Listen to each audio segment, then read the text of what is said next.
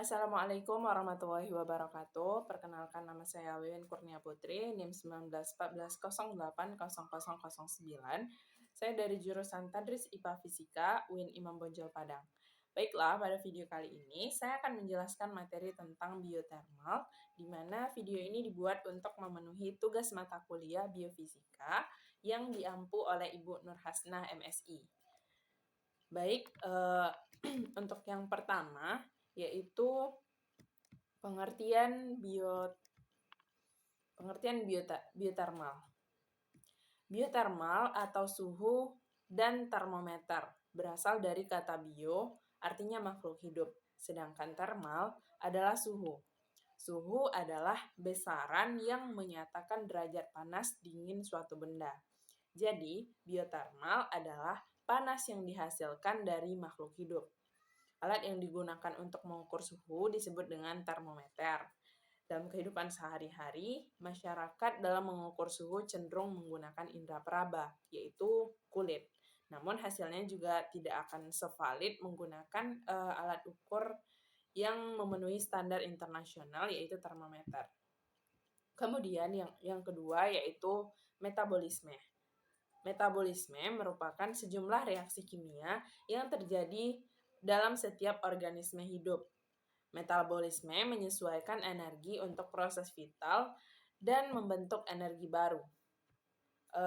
Adapun proses metabolisme ini yaitu yang pertama metabolisme basal. Metabolisme basal ini yaitu yang berkaitan dengan jumlah kalori yang dibakar dalam tubuh.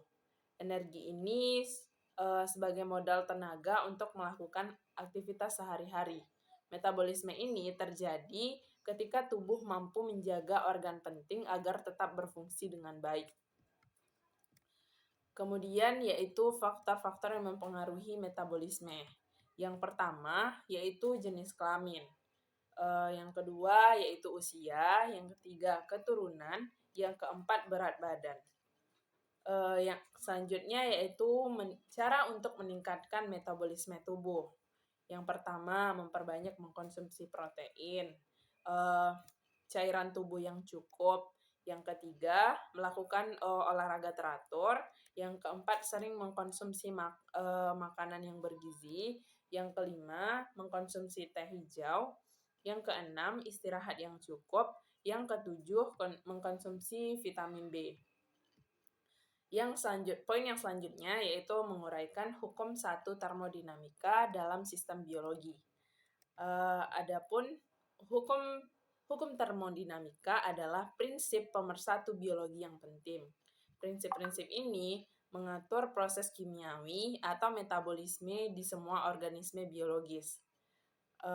Hukum pertama termodinamika ini dikenal dengan hukum kekekalan energi, yang menyatakan bahwa energi tidak dapat diciptakan atau dimusnahkan. Ini dapat berubah dari satu bentuk ke bentuk lainnya. Tetapi energi dalam sistem tertutup tetap konstan. Nah, hukum pertama termodinamika dalam sistem biologi, yaitu semua organisme biologi membutuhkan energi untuk bertahan hidup. Dalam sistem tertutup seperti alam semesta, energi ini tidak dikonsumsi, tetapi diubah dari satu bentuk ke bentuk lainnya. Misalnya, melakukan sejumlah proses penting. Proses yang membutuhkan energi seperti fotosintesis yang menyuplai energi dari matahari. Selanjutnya yaitu hukum termodinamika yang kedua dalam biologi. Seperti proses biologi lainnya, transfer energi tidak 100% efisien. Dalam fotosintesis misalnya, tidak semua energi cahaya diserap oleh tumbuhan. Sebagian energi dipantulkan dan sebagian hilang sebagai panas. Kemudian hilangnya energi ke lingkungan sekitarnya menghasilkan peningkatan gangguan atau entropik. Tidak seperti tumbuhan dan organisme fotosintetis lainnya, hewan tidak dapat menghasilkan energi langsung dari sinar matahari. Mereka harus mengkonsumsi tumbuhan dan organisme hewan lainnya untuk mendapat energi. Semakin tinggi suatu organisme pada rantai makanan, semakin sedikit energi yang tersedia yang diterima dari sumber makanannya. Sebagian besar energi ini hilang dalam proses metabolisme yang dilakukan oleh produsen dan konsumen utama yang dimakannya. Selanjutnya yaitu menjelaskan penggunaan energi panas di bidang kesehatan. Energi panas di bidang kesehatan digunakan untuk diagnostik atau menemukan penyakit lebih awal, terapi atau memberikan pengobatan. Alat bantu untuk diagnostik ini menggunakan energi dalam bentuk energi panas, radiasi, listrik, bunyi, dan lain sebagainya. Sifat energi yang digunakan untuk pengobatan, sifat mematikan, sifat menghambat pertumbuhan, sifat mengubah sifat genetika, sifat memberikan panas. Adapun yang digunakan seperti efek panas, lalu penggunaan energi panas dalam pengobatan. Bentuknya bisa berupa metode konduksi, metode radiasi, dan juga metode elektromagnetis. Kemudian, yaitu menjelaskan prinsip biotermal pada proses metabolisme makhluk hidup. Adapun proses biotermal pada makhluk hidup itu terdiri dari dua, yaitu anabolisme dan juga katabolisme. Anabolisme ini yaitu proses metabolisme sekunder, di mana terbentuk dari molekul-molekul sederhana menjadi molekul kompleks. Contohnya yaitu glikogenesis atau pembentukan glikogen dari glukosa. Itu kan bentuknya dari yang sederhana menjadi molekul yang kompleks. Kemudian katabolisme. Katabolisme ini merupakan proses untuk menguraikan molekul yang kompleks menjadi senyawa sederhana. Jadi anabolisme ini merupakan dua hal yang berseberangan, di mana anabolisme ini dari yang tidak kompleks menjadi kompleks, kemudian katabolisme ini dari yang kompleks menjadi tidak kompleks. Contohnya yaitu pada katabolisme, metabolisme protein. Nanti akan dirubah menjadi asam amino, deamination, dan hasil akhirnya berupa karbon dioksida, air, dan urea. Selanjutnya yaitu menjelaskan prinsip biotermal terhadap pengaturan suhu tubuh atau termogulasi pada tubuh manusia. Di dalam tubuh, energi panas dihasilkan oleh jaringan aktif terutama dalam otot. Kemudian juga dihasilkan alat keringat, lemak, tulang, jaringan ikat, serta saraf. Energi panas yang dihasilkan didistribusikan ke seluruh tubuh melalui sirkulasi darah. Namun, suhu bagian-bagian tubuh ini tidak merata. Terdapat perbedaan yang cukup besar, sekitar 4 derajat Celcius, antar suhu inti dan suhu permukaan tubuh.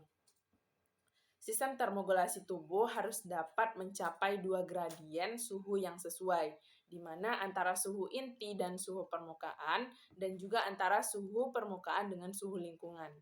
Dari keduanya, gradien suhu inti dengan suhu permukaan adalah yang terpenting untuk kelangsungan fungsi tubuh yang optimal. Selanjutnya, pertukaran panas dengan lingkungan sekitar berlangsung melalui alat pernapasan dan juga kulit. Sistem pengaturan tubuh terdiri dari sistem inti, kemudian sistem kulit, sistem tubuh rata-rata. Selanjutnya yaitu macam-macam suhu tubuh.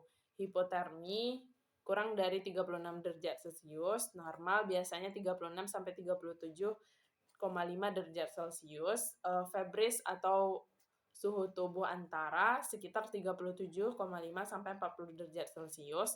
Yang keempat yaitu hipertermi bila suhu tubuh lebih dari 40 derajat Celcius. Kemudian yaitu termogulasi pada hewan yang melakukan hibernasi. Suhu tubuh hewan terdiri dari 2 komponen, yaitu suhu inti dan suhu perifer tubuh. Suhu inti tubuh mencerminkan total keseluruhan panas dalam tubuh. Suhu inti ini diukur dari suhu terang dan kepala, sedangkan suhu perifer diukur dari suhu ekstrimasi. Hibernasi ini dikenal dengan keadaan jangka panjang di mana suhu tubuh menurun secara signifikan. Metabolisme menjadi lebih melambat secara drastis, dan hewan-hewan memasuki kondisi serupa yang membutuhkan beberapa waktu untuk pulih. Hibernasi juga dikenal dengan dormansi musim dingin, merupakan suatu fenomena di mana suhu tubuh turun drastis pada level yang lebih rendah selama musim dingin. Hibernasi ini adalah pola adaptasi hipotermia yang umumnya ditemukan pada hewan mamalia kecil seperti rodensia, insektivora, dan kelelawar.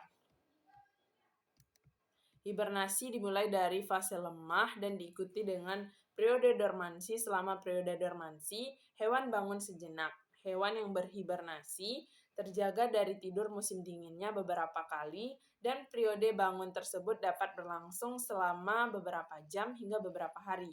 Nah, periode ini dimanfaatkan untuk mengeliminasi sisa-sisa metabolisme dan terkadang mengkonsumsi makanan yang sebelumnya telah disimpan dalam bentuk berhibernasi sebelumnya. Penyebab bangunnya pada hibernasi tersebut berhubungan dengan thermogenesis shivering dan non-shivering yang menghasilkan lonjakan produksi panas dan konsumsi oksigen. Kemudian, aliran energi dalam sistem biologi di alam. Aliran energi merupakan rangkaian urutan pemindahan bentuk energi dari satu energi ke energi lain. Aliran energi bersifat searah atau tidak siklik. Jadi, artinya tidak bisa pindah tidak bisa berulang. Energi adalah faktor utama yang mengendalikan ekosistem, sedangkan interaksi antara beberapa spesies dan ekosistem itu merupakan faktor ikutan. Kemudian energi dapat diartikan sebagai kemampuan untuk melakukan kerja atau usaha. Energi diperoleh organisme dari makanan yang dikonsumsinya dan digunakan untuk aktivitas hidupnya, untuk melakukan suatu pekerjaan fisik dan juga pekerjaan mental yang membutuhkan energi. Keberadaan makhluk hidup di dunia ini tergantung dari aliran energi dan siklus materi melalui ekosistem. Kedua proses ini mempengaruhi jumlah dari organisme-organisme, kecepatan proses metabolisme, dan juga kompleksitas dari komunitas. Energi dari materi mengalir melalui ekosistem bersama-sama sebagai materi organik. Satu sama lainnya tidak bisa dipisahkan. Tetapi energi adalah satu arah, sekali dimanfaatkan oleh ekosistem akan hilang dan keluar dari sistem. Sedangkan energi dalam hal ini melakukan suatu siklus. Atom dari kalsium atau karbon berkemampuan untuk mengalir melalui makhluk hidup dan berbagai non-hidup berkali-kali. Atau dapat pula dipindah dari satu ekosistem ke ekosistem lainnya. Berdasarkan kedua proses itulah, ekosistem berkemampuan untuk menjadikan fungsinya dan merupakan karakteristika seluruh biosfer. Demikian yang dapat saya jelaskan. Mohon maaf jika ada kesalahan. Terima kasih. Assalamualaikum warahmatullahi wabarakatuh.